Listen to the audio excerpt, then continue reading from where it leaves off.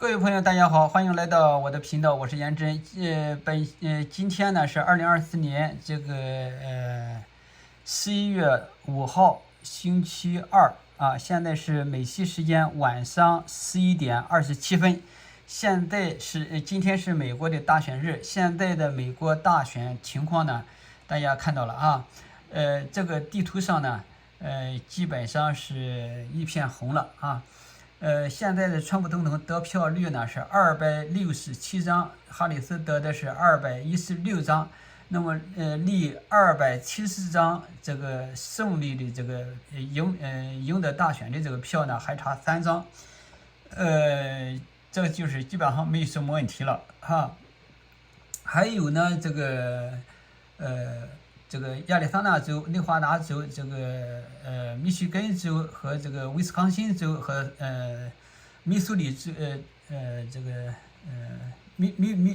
不是密苏里州啊，是那个什么呢？叫那个明尼苏达州啊，还有这样这个5个州当然还有阿拉斯加州，阿拉斯加呢基本上是共和党的哈。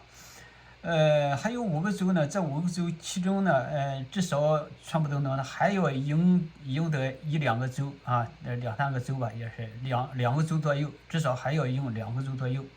也就是说，川普总统呢，这个胜券在握了啊，基本上就是这个胜券在握了啊。也就是川普总统呢，预计将赢得战场州，宾夕法尼亚州已经赢到手了啊，19张人票，这个19张这个选举人票啊，现在距离赢得这个大选呢还差3张，这3张呢应该说在剩下的这5个州当中啊，很容易就会把它得到啊，这是目前的这个状况。那么在就是这个节目当中呢，福克斯这个新闻的这个节目呢还在继续啊。Mark Penn, when you look at Jimmy Carter, we had hostages in Iran, we have hostages in Gaza right now, very high inflation and a malaise in many ways in the country that I think these people who have been called a lot of names have had enough of. What is your impression of what this means tonight? Well, I think this means a lot to a lot of people. I think the working class are looking for a renewal of American jobs. I think people are looking for a border that is sane and an immigration system that works. I think a lot of people over in the Middle East are looking for Iran to pull back in the face of a president whom they fear.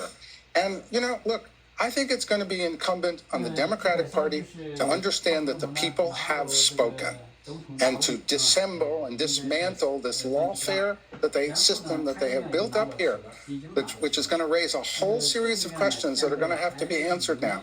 But they cannot say that they are better than Donald Trump and recreate a system that does not recognize that he won and the people have spoken and he is going to be the 47th president. We haven't talked about foreign policy a lot, but imagine the Saudis, making a normalization deal with Israel in the face of a new president here.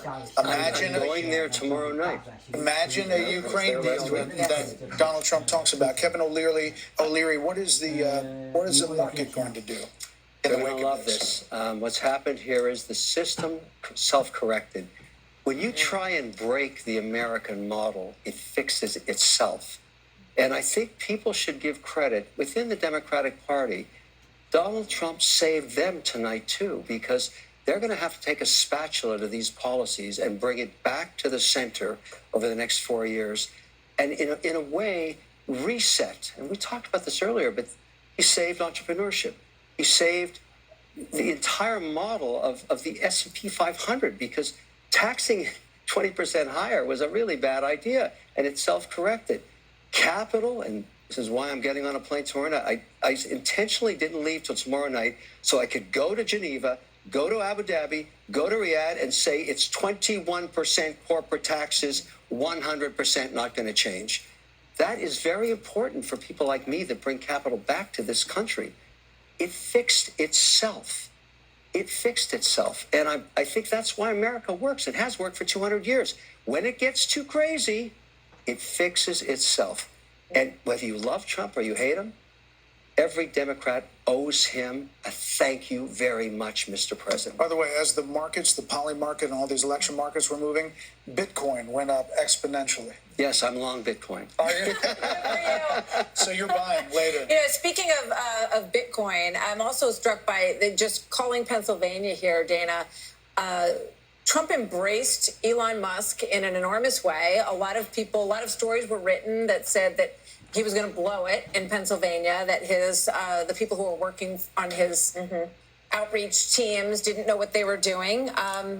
He's going to. And he got a lot of criticism. Remember the $1 million giveaway for registered voters? But of course for that. Selena Zito, who's somebody that we follow and we've had on the show many times, and she knows that area very well. She said the people of that region love somebody who is a big thinker, who wants to create jobs, who is like looking into the future, and they can get behind that. And they love somebody who can really lead. And leadership takes courage. And you have to be willing to make decisions where you are going to be criticized. I think this is one of the problems that Kamala Harris has always had. She doesn't want to take a position on anything. We haven't even talked about how in California, the law to basically make shoplifting illegal again passed overwhelmingly. Yeah. And Gascon, our friend down the DA in Los Angeles, lost by 22 votes. Mm-hmm. I mean, this is in California, so it was everywhere. 2 points. And 2 days before, 22 points, thank you. She wouldn't even take a position on that. 75% of the people in California wanted it gone, and you can't take a position to be with them. Not only that, you were part of Prop 47, which changed the law the other way. Right. When you were in office. So not wanting to take a position and not being willing to be criticized is a problem if you want to be a leader at that level. Mm-hmm. She had that affliction in 2020. Why didn't her own party say, you're not the right candidate? I mean, run a process. Well, they did. They ran her out of town right before any votes were cast in 2019. But the same and then she's affliction out of there. Hit her here. The same problem she had in 2020 hit her in 2024. She's the same person. I mean, it's not all her fault. They put her in a race that we now know couldn't win. Yeah. But in fairness to Democrats, there's no doubt. I agree with you on the unrealized capital gains. We shouldn't be taxing that. But we produce more wealth, more innovation, more oil, more cures, more therapeutics over the last 3 years. So I hear you. Democrats are not bad for the economy. Some things she proposed that I'm with you on. But we're a great country, and we're going to continue to be great. And I trust and hope and believe that President Your party will be great again. I want the and you can thank Donald Trump for that. But he inherited an economy also that was in pretty good shape. I don't want to quarrel about that. All I want is going forward. I agree with you. I want the country to be great, and I hope that both of the parties can work together to try and do that. And I salute President Trump tonight. What a great win. And I agree with you in this regard. My party's got to reimagine and reinvent itself going forward. Your party needs more of you. I wrote about this, the unity and you did. Past presidents and past losers and winners and what they said. This is a big speech, Britt, for former President Trump. As he gets ready to deliver this in front of a crowd, he's obviously taken the slings and arrows and everything that's been said, the fascism, all of the things we've talked about tonight. But this moment is actually a moment to reach out. It's an opportunity if you choose to do that, but it's also 1:30 in the morning. Mm-hmm. So you got to wonder how many people are alive to hear. They're there. And he's definitely there. A lot of people are still up. The question is how much of the national TV audience is. I bet they're still in. I think back at the moment in Iowa at the beginning of this process, Brett, when we were in a town hall with him, bless you, Brett, and he, we asked him about all of this revenge stuff and that he was going to want retribution, and this is what everyone heard. And there were times when he had language that was that matched that, but he said that he wanted success to be his revenge, and that he wanted a successful America. And I would imagine that we're going to hear something along those lines tonight, but we'll see. Brett, you wrote in your piece, you quoted one of those great old Republican presidents, H.W. Bush, who said that a campaign is a disagreement and an election is a decision, and decisions clear the way for harmony and peace. Maybe but there are a lot of Thanksgiving tables that people are still going to have hard feelings after this election, more than any other election. I have one of them. And if passing the Brussels sprouts is not going to be as easy Thanksgiving Day, but this is a chance to move forward. Brett, go ahead. Well, I was just going to say that one thing that can happen here, and it happened to Biden, in my view. When Biden was elected, we had every reason to believe that he would be this sort of moderate deal-making guy that he'd been when he was in the Senate. Yes, he's always followed sort of the drift of his party, but he worked across the aisle with many senators, had Republican friends, and so on. We thought that would probably be the kind of president he was. And then something happened. Trump went to Georgia and made a mess of that Senate, those 2 Senate races down there. And the Democrats ended up with control of the Senate. At which point, old Biden started getting, these hysterical sugar plums dancing in his head, and went out for a very aggressive agenda. Sure, there were articles about FDR. Oh, yeah, he was going to be the next FDR. The next FDR. He was going to out-Obama Obama. Remember that? Yep. Well, and that, in my view, that was he would have been if the Republicans had maintained control of the Senate. First thing that wouldn't have happened was all that wild spending that led to the inflation, or led to a big part of the inflation. And Biden and the country would have been better off because of it. There's always a danger in overreading your mandate.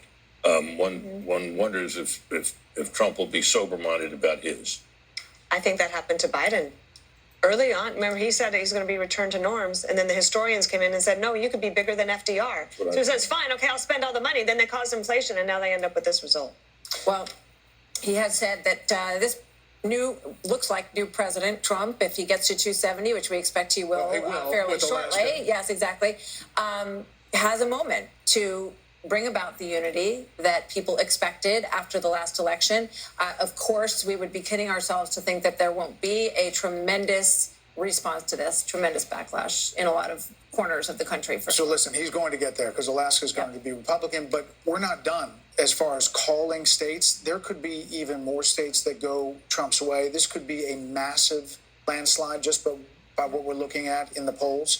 Fox News Decision Desk count now project, though, Vice President Harris will win Minnesota, and her running mate Tim Walz serves as the state's governor there. That takes it up to 267 to 226. But again, Donald J. Trump will be the 47th president of the United States. More Democracy 24 special coverage next.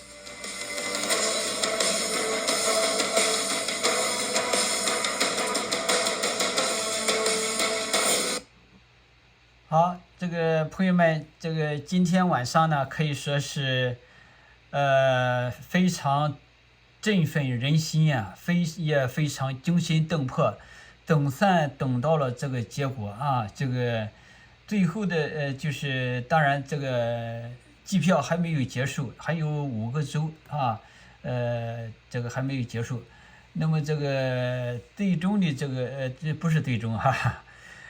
就是到目前为止呢，川普总统的得票是267张，还差3张就到达了这个270张。那么这个哈里斯呢，目前是226张，他离这个270张还差得远。那么现在还有5个州，那么川普总统呢，至少还要得2到3个州的这个选举人票。那么也就是说，川普的总统的这个胜券在握啊，这个。今年的大选，川普总统应该是大获全胜了啊！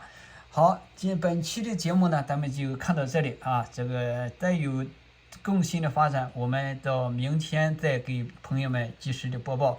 好，感谢朋友们的收看，我们下期节目再见。